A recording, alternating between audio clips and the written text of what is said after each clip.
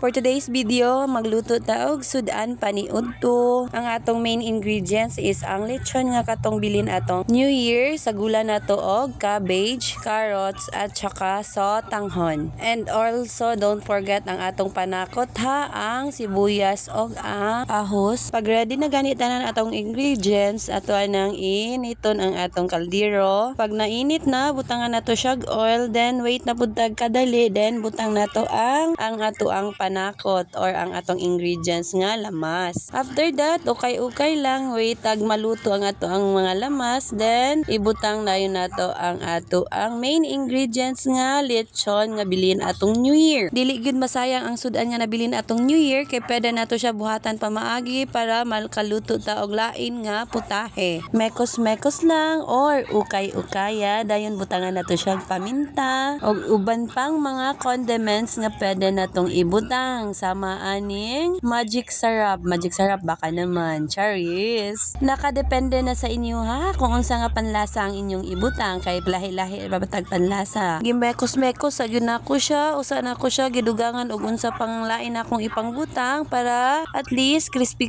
gamay nga to ang lechon. After sa kadaghang mekos-mekos, nagdugang na dayon ko og condiments or magic syrup. Pagkatapos ana, ukay ra gihapon, hala grabing ukay-ukay na gyud ni ba. Then after anang ukay-ukaya, nagbutang ko og water. Depende na sa inyo ha kung unsa kadaghan nga tubig ang inyong ibutang ha. Naa na sa inyo ha kung daghanon ba ninyo or punuon ba ninyo ang inyong kaldero. Kay ang ako ana gidaghan gyud nako, kay daghan-daghan pud mi magkaon. Dayon nagbutang dayon ko og nor cubes nga pork. After pagbutang sa nor cubes, magwait ta og mga pila ka minuto hangtod sa magbukal siya, then usa nato siya timplahan og salt. And nakadepende sa inyo ha kung unsay gusto ninyo ha, parat ba or dili or tama-tama lang. Nasa panlasa ra gyud na sa galuto.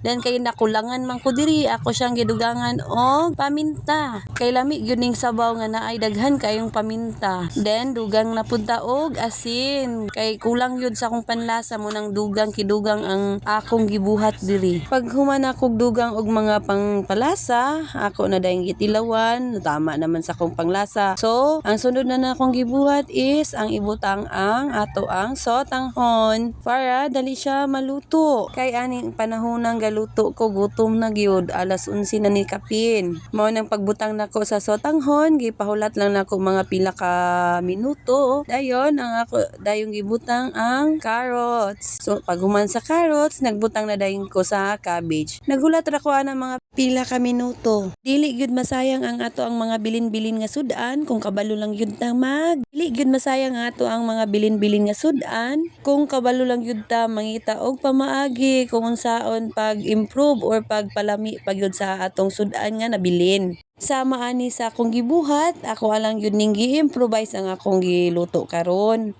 para dili sayang ang lechon nga nabilin. So mo naman pod kung ipaksiw ra nato siya, mo nang ako gyud siyang ipangitaan nga makasabaw mi. And worth it ra pod biya ang akong pag-experiment, kay lami man pud di ay siya. Dili man pud ay kamahayan nga ako ang giluto ni. Mo nang happy ra gyud ko kay wa na sayang ang akong effort. Karon kay luto na, maniudto ta ninyo. Pa-comment naman para makabalo pud ko kung asa naabot akong post. Salamat!